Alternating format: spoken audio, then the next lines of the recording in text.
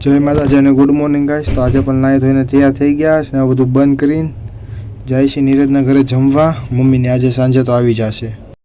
હું જમવા આવ્યો તો આજે નીરજનો ટેડીનો ડ્રેસ છે તો મારો બેટો પહેરીને નાખ તો આવી ગયો આપણું જમવાનું કરી પેટ પૂજા ને આ ભાઈ જો ટેડીનો ડ્રેસ કાઢીને બેસી ગયા જમવા।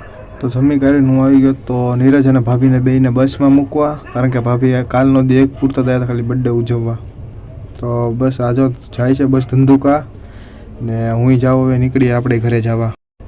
તો હું ઘરે જતો હતો ને તો રસ્તામાં જતા જતા મને દેખાઈ ગઈ રેલી, તો બાઇક ઊભી રાખીને હું રેલી જોવા ઊભો રહી ગયો છું। અહીંથી રેલી આવે છે, આજે દશેરા છે ને તો શાયદ એની રેલી છે ને જો બધા હનુમાન દાદા ને રામ ભગવાન સીતા માતા ને એવું બધા બન્યા છે રેલીમાં। તો હું ઘરે આવ્યો ને માસા મને કે હાલ નહીં કે આપણે બે એક્સેસ મૂકતા આવી, તો અમે પાછા આવી ગયા હતા એક્સેસ મૂકવા ગેરેજે। એક્સેસ મૂકીને ઘરે આવ્યો ને જે 5 મિનિટ માંડ હું તો ત્યાં નીરજનો ફોન આવ્યો કે ભાવનગર આવી ગયો, એ રિટર્ન થઈ ગયો, ભાવનગર પહોંચી ગયો।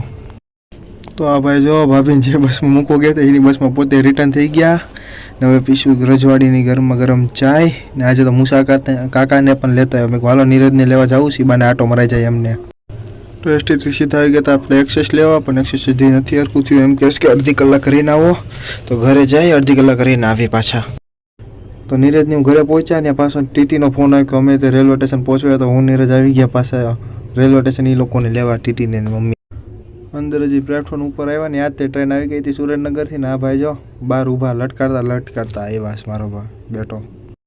કિટની લઈ લીધું, મેં ટિંગર લીધી હતી ને આવી ગયા આપણે ઘરે। તો જઈએ ઉપર ઘરે ને જો તીર્થની હિપો પણ પહોંચી ગયા। તો મળીએ કાલે નવા મિની બ્લોગ સાથે। જય માતાજી અને રાધે રાધે।